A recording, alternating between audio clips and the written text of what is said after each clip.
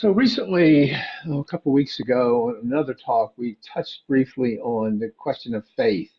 So I want to dig a little deeper this morning into this question of faith as it applies to our Buddhist path. And I would suggest to you that in all the world's spiritual or faith traditions, that Buddhism really differs and stands out because it has a unique approach to the concept of faith. Unlike most spiritual and religious traditions where faith implies a belief without tangible evidence, we're accepting things just because someone tells us, Buddhism comes at it with a more nuanced understanding of faith. It's rooted in confidence, trust, and most importantly, in personal verification. The nature of faith in Buddhism is not about adherence to some creed or some beliefs. It's rather about the transformative power of the Dharma through the lens of personal experience and the teachings, not a belief in some external force, some external deity. Seeing things as they are, in other words, not as we wish them to be. The Buddha was very pragmatic about this. And the Buddhist concept of faith is not blind acceptance of dogma that we discussed a couple weeks ago.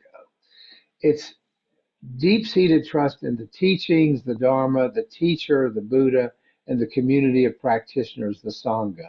Buddha, Dharma, Sangha, the three jewels.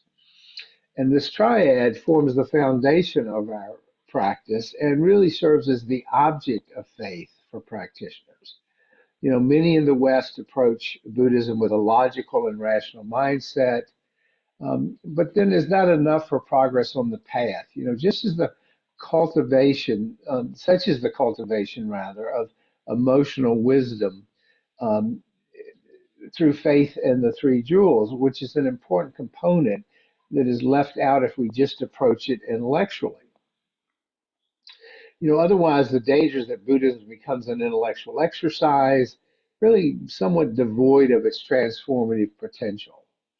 Many of us on this path, as I've discussed in the past, have an aversion to this notion or concept of faith. We grew up being told what to believe, take it on face value, don't question it.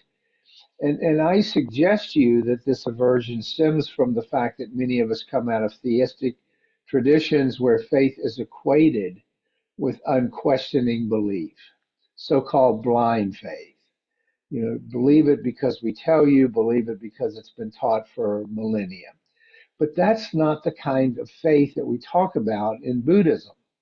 There's where it differs.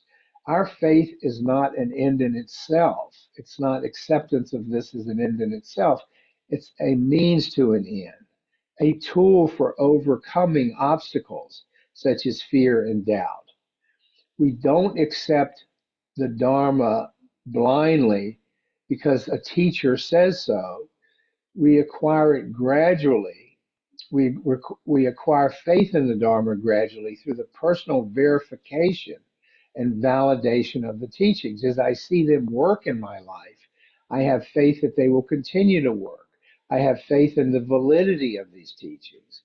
And as we engage with the Dharma and apply its principles in our lives and observe the results of applying these principles, our confidence in the teachings naturally grows over time. Remember what the Buddha said. We've talked about this in the past to his followers in the Kalama Sutta, where he encouraged them not to accept teachings based upon hearsay, tradition, or just what he said, but rather to go and test the teachings yourself and see if they work. So in the Buddha Suttas, we find reference to developing, and this is a quote from the Suttas, indestructible and irreversible faith. Indestructible and irreversible faith. Because it is not founded in a blind faith. It becomes an integral part of our practice, even in the face of challenges. The faith is that the Dharma is there for us, even when we're stuck in a major challenge in our life. Not because I told you so, or the Buddha told me to tell you so, or whatever. In my own practice over the years, I have acquired a strong faith in the promises of the Dharma as the Buddha taught it. because I've seen it lessen my suffering in ways that I could never have imagined. I've seen the results. I've seen the payoff. Now, I don't want to suggest that this acquisition of this type of faith is easy in the way that blind faith can be sometimes. I mean, you go to catechism, they tell you what to repeat, they tell you what to say, they tell you what to believe. It's fairly easy as long as you're willing to, sit down and memorize the creed or whatever. Our faith doesn't work that way. It's not that quick and easy. But the problem is, in my experience, and we can talk about whether you see this differently, I have not seen blind faith alleviate much suffering in the people around me that embrace it. They embrace it, they might take some comfort in it, but I haven't really seen their suffering go down very much. Our faith in the Dharma will be tested regularly as life throws us more challenges. We learn quickly if our faith is superficial, if our practice fails to meet our expectations, or we learn quickly if our faith is valid when our practice meets our expectations for change. True faith on our path is an unwavering commitment to protecting and promoting the Dharma. This level of faith, this belief in the truth of the Dharma, allows us to hang tough when we meet challenges, to keep going even when we hit a lull or are overcome with doubt. And I can't emphasize how important this is. When we're mired in a crisis, often people will revert to blind faith and it may or may not give them comfort. We have confidence from past experience with the Dharma that when we're mired in a crisis, we will get through it. We understand things like impermanence. We understand equanimity. We understand the path in a way that gives us faith that we're going to get through this. To not give up when we are frustrated, when we're discouraged.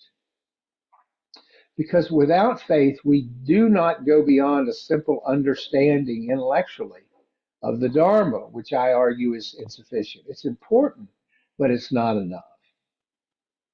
When the going gets tough, as it will, I promise, it is our faith in the Dharma that serves as an antidote to fear and doubt about where we are.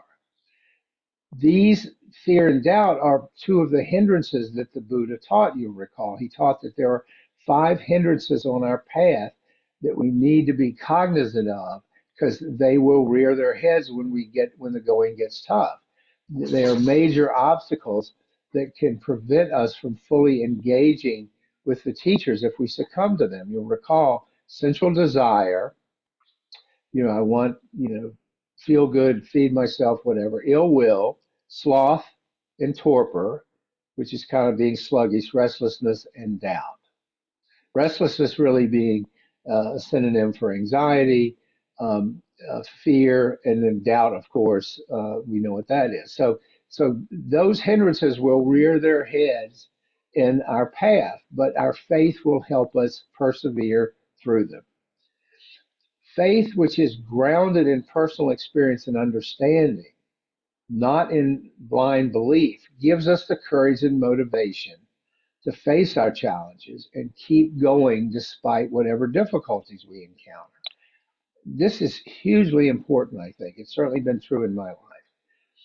Another aspect of faith on our path is that it helps contribute to the cultivation of compassion.